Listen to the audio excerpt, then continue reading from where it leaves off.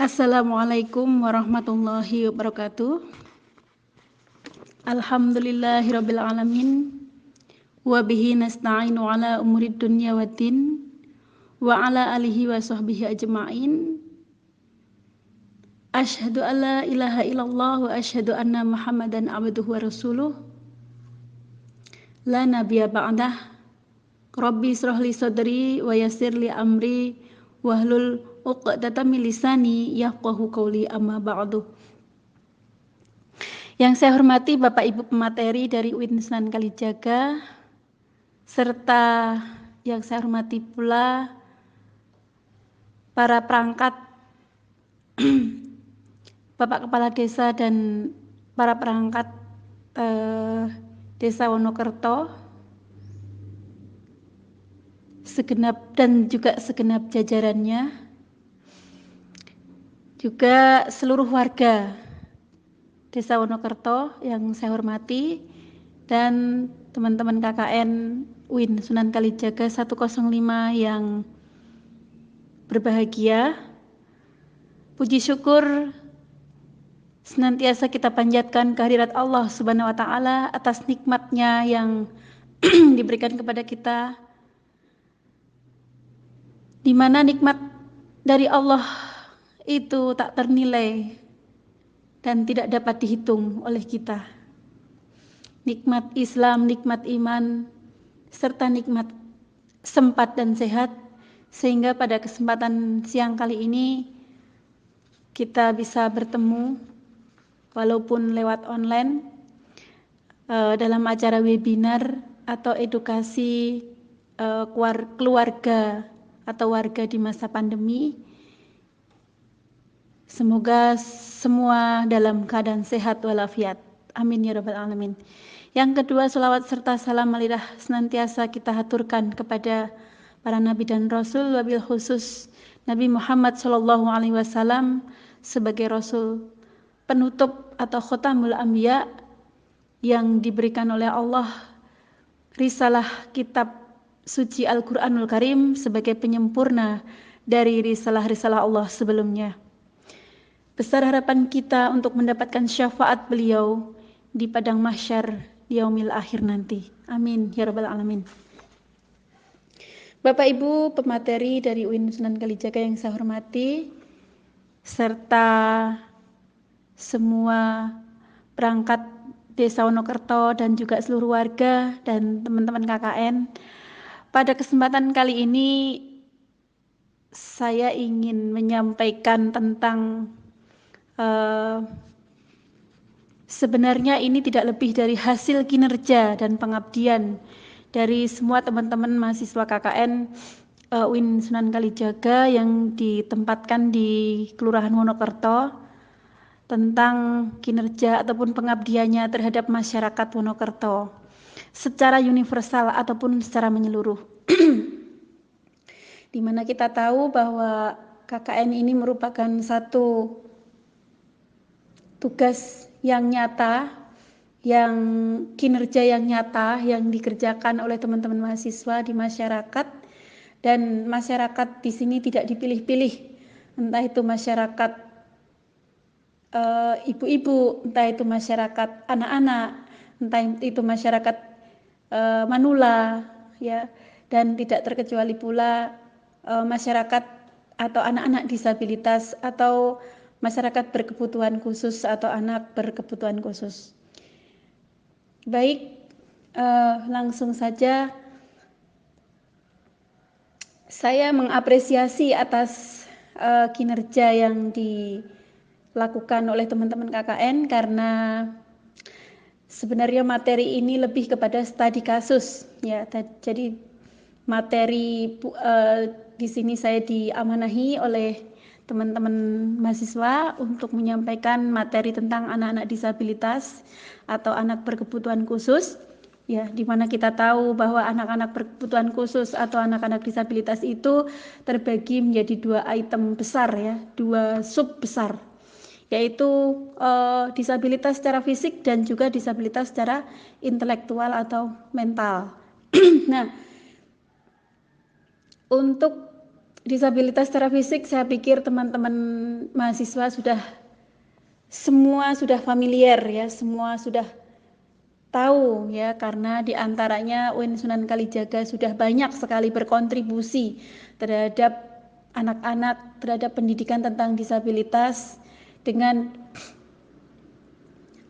dibuktikan selama ini sudah menerima, terutama yang disabilitas penglihatan itu sangat banyak sekali yang sudah menikmati perkuliahan di UIN Sunan Kalijaga. Juga disabilitas fisik yang lain, misalkan disabilitas fisik pendengaran dan bicara ya, itu juga kabarnya juga sudah ada di UIN Sunan Kalijaga. Lalu juga disabilitas sensorik ya, atau kalau zaman dulu disebut tunadaksa yang memakai kursi roda, itu juga sudah ada di UIN Sunan Kalijaga, dan ini sangat luar biasa untuk anak-anak disabilitas secara fisik di UIN Sunan Kalijaga. Namun kali ini yang ingin saya bahas adalah, mungkin bisa dibuka slide pertama, judul materi yang akan saya sampaikan, yang ini merupakan studi kasus ya, studi kasus dari teman-teman semuanya. Yang itu slide pertama ada judul di situ.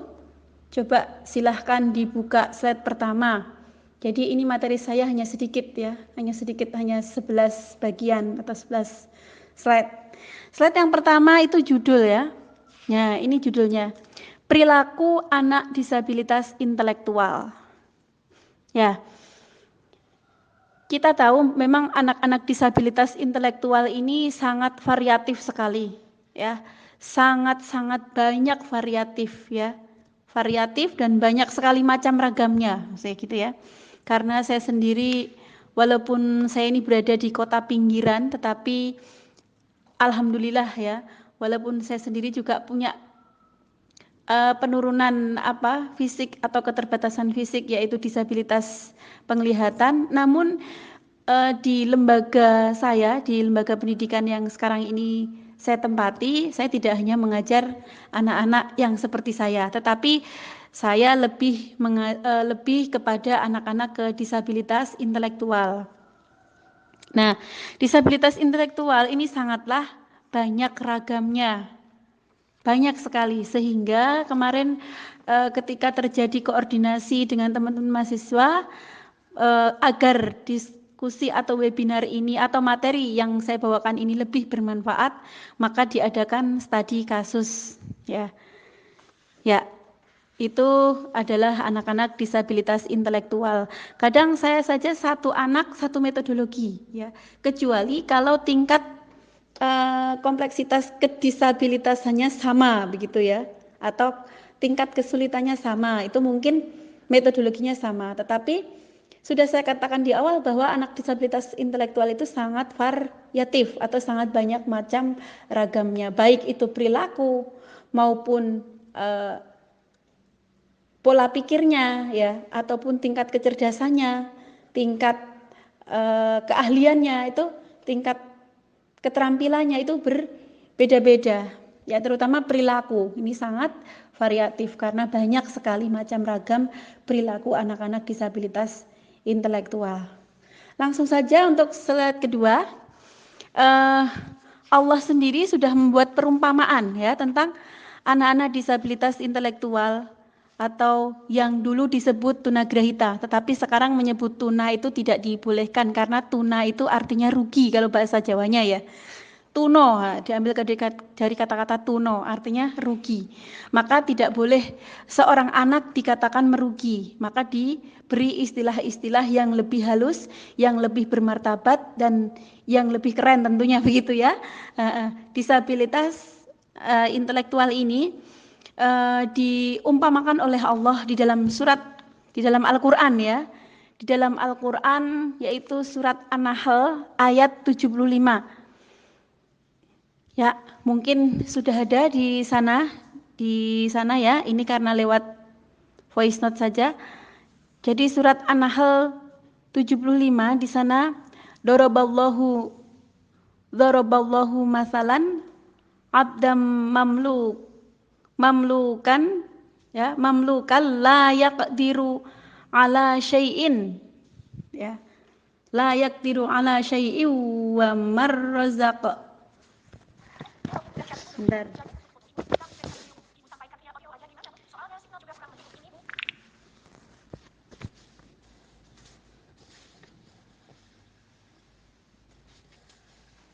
Yaqdiru ala syai'in wa marrazaqnahu minna rizqan hasanan fahuwa yunfiqu minhu sirran wa jahra. Hal yastawuna alhamdulillah bal aktsaruhum la ya'lamun. Nah, yang artinya adalah Allah di sini membuat perumpamaan seorang hamba sahaya. Seorang hamba sahaya ini kan adalah orang yang lemah gitu ya. Orang yang lemah dan sudah lemah di bawah kekuasaan orang lain. Ya. Di bawah kekuasaan orang lain. Nah, dengan seorang hamba yang diberi rezeki ya, atau seorang hamba yang kaya yang diberi rezeki oleh Allah, sehingga dengan rezekinya itu dia bisa bersedekah, baik itu sedekah secara sembunyi-sembunyi ataupun sedekah secara terang-terangan. Nah, pertanyaannya kemudian ketika kedua hamba ini diperbandingkan antara hamba sahaya ataupun anak disabilitas intelektual ini dan seorang hamba yang benar-benar diberikan oleh Allah segala-galanya, baik itu harta, kekuatan dan sebagainya, apakah itu sama nilainya? Ya, tentunya tidak sama. Ya, berdasarkan ketidaksamaan itu bukan berarti anak disabilitas intelektual ini dikecualikan, dikucilkan ataupun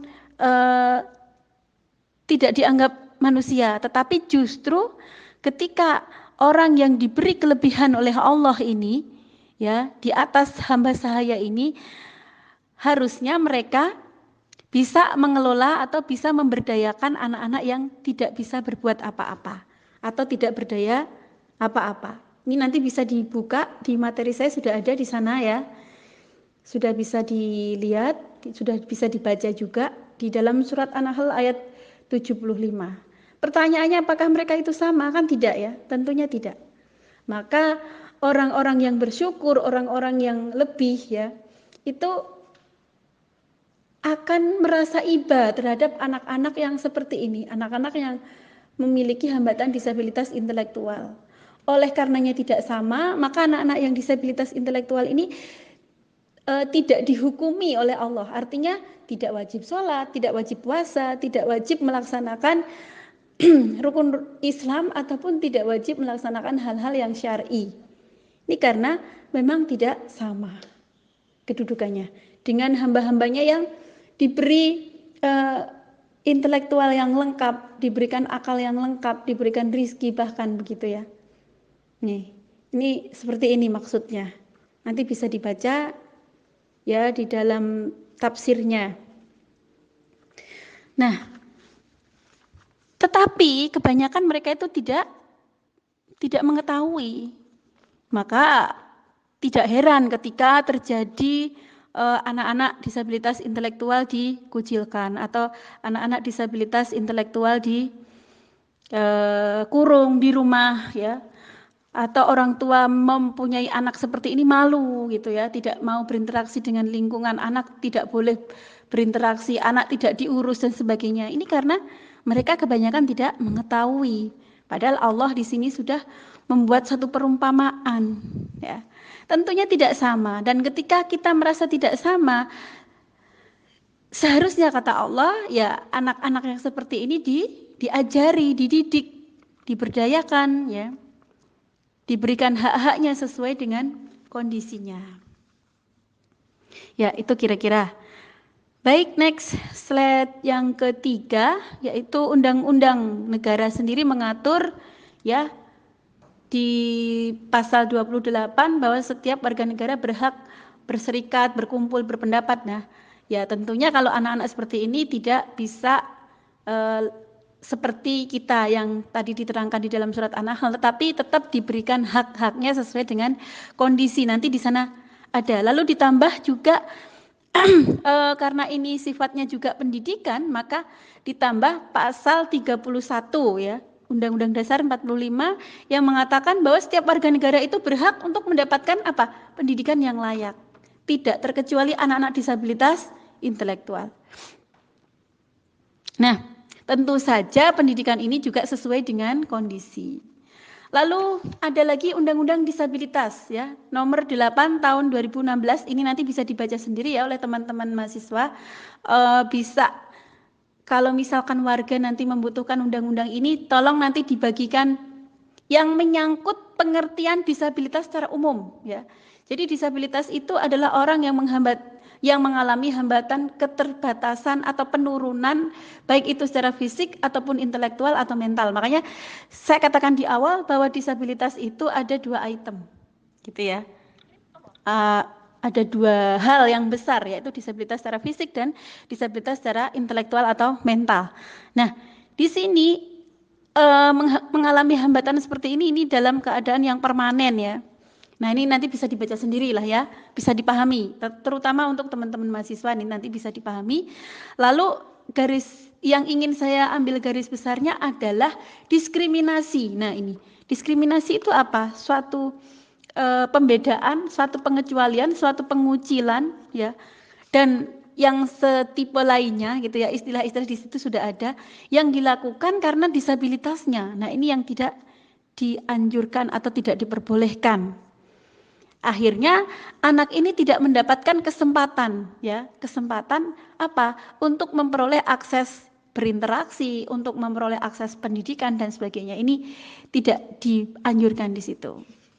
Ya, intinya seperti itu yang Undang-Undang Disabilitas nomor 8 tahun 2016. Next, slide keempat. Nah, ini. Di sini ada sebuah istilah ya. Dari satu variabel anak disabilitas intelektual yang tadi telah saya katakan bahwa anak disabilitas intelektual itu memang banyak sekali variabelnya, banyak macam ragamnya, sehingga istilah ini pun itu juga bermacam ragam. Ya, kalau teman-teman mahasiswa mau tahu gitu, cara kerja saya adalah ketika saya menemukan murid-murid saya yang disabilitas intelektual, saya tulis perilakunya di buku. Ya, saya tulis perilakunya di buku. Setelah itu saya cocokkan dengan kamus ya, saya cocokkan dengan kamus. Perilaku ini saya cocokkan dengan istilah di kamus. Nah, cocok berarti ini akan saya namai dengan istilah seperti ini. Itu cara kerja saya.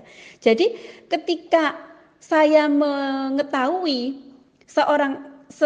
kasus ya di Desa Wonokerto, seorang anak itu saya sinkronkan dengan satu istilah tertentu. Maka ketemu istilah ini ya. Di slide keempat ini adalah academic skill disorder. Nah, apakah academic skill disorder? Jadi, disabilitas intelektual yang sekarang ini kita pelajari adalah anak disabilitas intelektual dengan variabel academic skill disorder. Nah, sekarang next ya, selanjutnya di sana ada pengertian. Di bagian kelima ini ada pengertian academic skill disorder adalah seorang anak yang tidak memiliki kecakapan atau kemampuan untuk mengembangkan skill ya. Skill itu bisa keahlian, bisa keterampilan, definisinya ya, pengertiannya. Skill ya, sesuai dengan diri si anak. Jadi tidak bisa mengembangkan skill intelektual atau kecerdasan pada diri si anak. Nih. Ini pengertian academic skill disorder. Nah, lalu yang keenam adalah ciri-ciri. Lah, ciri-cirinya apa? Ya, ciri-cirinya apa? Coba next lagi yang ketujuh. Nah, ini ada istilah lagi. Slide yang ketujuh adalah developmental expressive. Ya. Jadi ciri-ciri dari academic skill disorder ini adalah developmental expressive. Apakah itu? Developmental expressive yang ke-8 selanjutnya ya, yaitu perilaku kekanak-kanakan ya. Jadi perilakunya, ciri-ciri academic skill disorder tadi, ciri-cirinya adalah terjadinya perilaku kekanak-kanakan yang muncul pada diri si anak walaupun anak ini sudah dewasa. Ya. Walaupun anak ini sudah dewasa sebagai bentuk ekspresi intelektual anak. Jadi anak ya ekspresinya ya seperti itu. Ya, tidak bisa berkembang dengan ekspresi-ekspresi yang lain. Ya, nanti akan kita lihat gambar selanjutnya pada slide berikutnya nanti ya. Nah, setelah itu coba gambar selanjutnya tadi slide 7, 8 ya, sekarang kita menuju ke 9, 10, kita mungkin lihat gambar si anak. Bagaimana anak-anak ini bermain bola, seperti anak yang mungkin usia berapa ya, kalau mungkin bisa dilihat ya di situ postur tubuhnya seperti apa, kira-kira usianya berapa, mungkin bisa dikira-kira. Nah ini studi kasusnya teman-teman KKN ini luar biasa ya di situ. Tapi alhamdulillah ya dia bisa mengaji karena dari kecil memang lingkungannya lingkungan yang religi, lingkungan yang agamis ya, terutama di Turi di Wonokerto ini kan lingkungannya agamis ya, religinya luar biasa bagus. Maka anak ini sudah terbiasa untuk membaca Al-Qur'an, membaca surat-surat pendek. Nah, kalau lingkungannya lingkungan yang lingkungan yang tidak ada religinya sama sekali ya, kalau di tempat saya itu ada anak seusia ini kerjanya misuh ya atau berkata-kata kotor karena lingkungannya memang mendidik dia seperti itu. Nah ini lumayan ya, tapi yang perlu dikelola atau yang perlu lebih diberdayakan lagi adalah kinerjanya. Mungkin tidaknya menendangi bola, mungkin bisa diajari mencari kayu bakar mungkin, atau diajari apa yang lain. Nah pumpung juga ada teman-teman KKN ya. Nah ini kita belum membicarakan masalah metodologi, tetapi kita membicarakan baru masalah istilah variasinya, istilahnya dia itu jenis disabilitas intelektual seperti apa, ciri-cirinya apa gitu ya. Dan inilah yang harus diberdayakan. Bukan berarti ya sudahlah kamu nggak bisa ngapa-ngapain ya udah, tidak seperti itu. Masih bisa dipola, masih bisa dididik.